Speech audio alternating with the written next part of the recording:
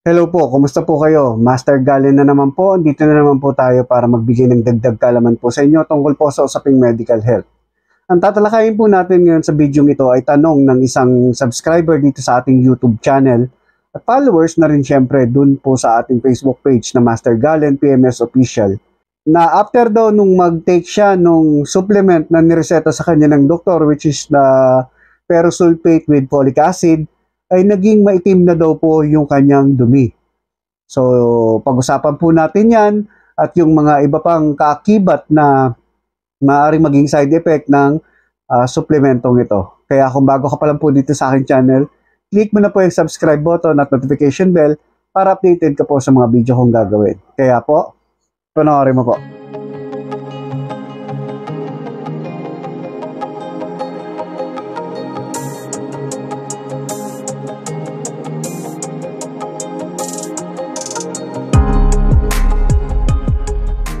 So, sagutin po natin yung katanungan niya na yun nga, no, kung bakit daw nagiging maitim yung dumi niya after nung magsimula siyang mag-take nung Perosulfate with folic acid. Ganito po kasi yon.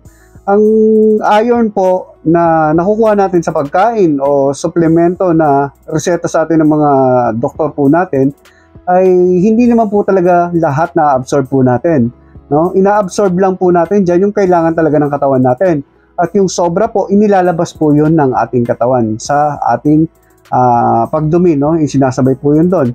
So, nagiging dark po siya dahil yung iron po, pagsama niya doon, ay nag-oxidize po siya, which is nagiging kulay black po siya, no? Yun po ang responsable kung bakit nagiging maitim yung ating pong dumi o yung ating poops, no? May isang tanong na noon pa, no, tinanong na to, matagal na rin, na sagutin na rin natin na kung ibig ba daw sabihin nun na nagte-take siya ng iron supplement, tapos po madumi yung maitim yung kanyang yung dumi, ibig daw po bang sabihin ay hindi niya nakukuha yung iron doon sa tinitake niyang suplemento. Gaya ng sabi ko kanina, ay yung kailangan lang ng katawan natin ang ina-absorb po natin, yung excess nilalabas natin.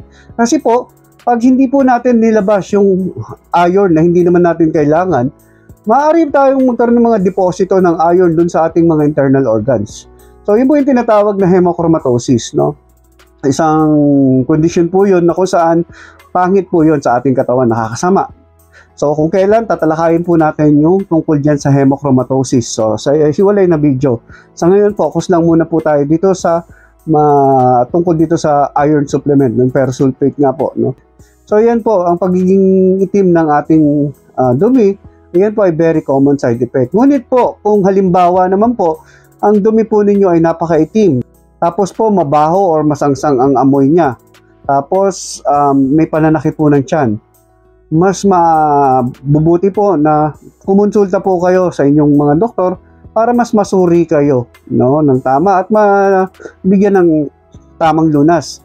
Kasi po, maaaring senyales po yan na meron kang gastrointestinal bleeding, no? Senyales lang po yan, ha.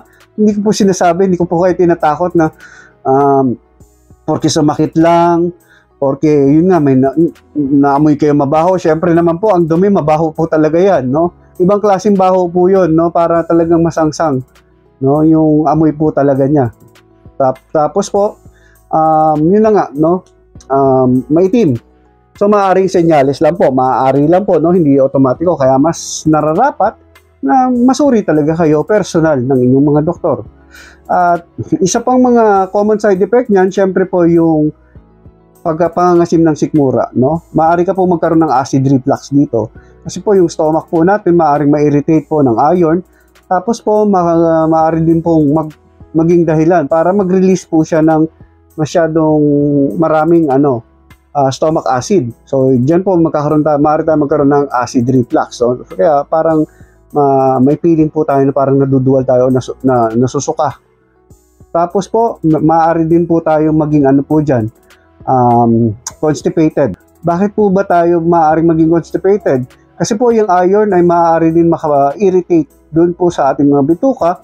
So, nagko-cause po yan ng pamamaga, ng konting pamamaga para maging dahilan din po, para maging constipated tayo. At syempre po, yan pong iron supplement na yan, medyo may epekto po yan na parang mild diuretics po yan, no? Siyempre, pag diuretics po, yun po yung paglabas ng fluid po natin dun sa pag-ihi po natin. So, may mild na epekto po yung iron supplement na yan para mailabas natin yung water, no? So, pag kulang ang water dun sa natin, intestine, so maaari din po tayong maging constipated o yung nagtitibi.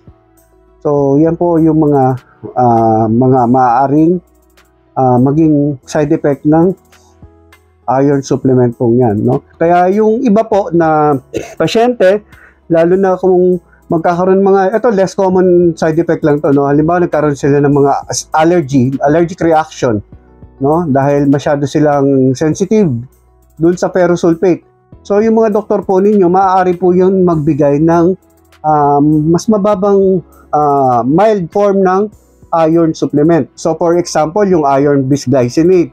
So yun po, isa pong mild na uri ng iron supplement na maaaring ireseta ng mga doktor para maiwasan ninyo po yung mga ganitong kondisyon na mga nabanggit ko, no? Kung masyadong malakas ang tama sa inyo.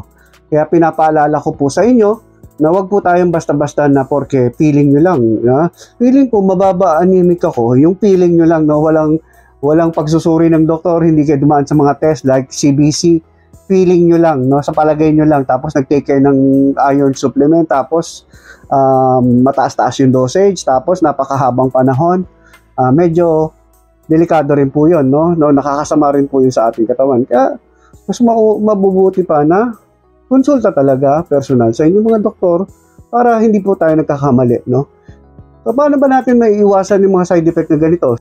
So, syempre po, para hindi maging irritated yung ating gastrointestinal tract natin, yung stomach, yung bituka po natin, i-take po natin to ng may laman po yung tiyan po natin, no? Sa may kinain po tayo. Tapos po, doon naman po sa pagiging constipated, syempre, keep hydrated, no? Dapat lagi po tayo talagang umiinom ng tubig na marami. So kaya po doon sa nag-message po nito sa akin, no, lalo na sabi niyo naman po wala po kayong nararamdaman na kakaiba o masamang nararamdaman, huwag po talaga kayong mababahala, no? Natural lang po yan sa mga nagte-take ng iron. So tandaan mo lang po yung sinabi ko, no, kung may sakasakaling may maramdaman ka, kagaya nung may kasabay na napakabahong amoy, masangsang na amoy, yung dumi mo, tapos may pananakit ng tiyan, konsulta agad po sa doktor, no? So yan lang po ang maikling talakayan po natin tungkol po dito sa tanong ng ating ka-MG, no? Sinagot lang po natin dito. So minarapat ko na lang na sagutin po dito sa video para mapakinabangan din ng lahat itong usaping ito, no? Hindi lang para sa kanya, para isahan lang po tayo.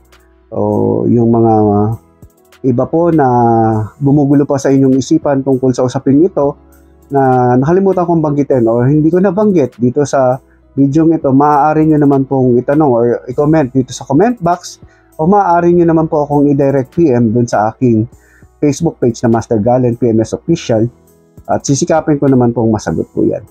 So hanggang dito na lang po. Paalala lang po, ang mga video pong ina-upload ko dito ay tanging gabay lamang. Kaya ugaliin pa rin kumonsulta sa inyong mga doktor upang sa gayon mas masuri kayo ng tama at tama rin po ang maging management po sa inyo. So ako po si Master Galen, paalam pansamantala.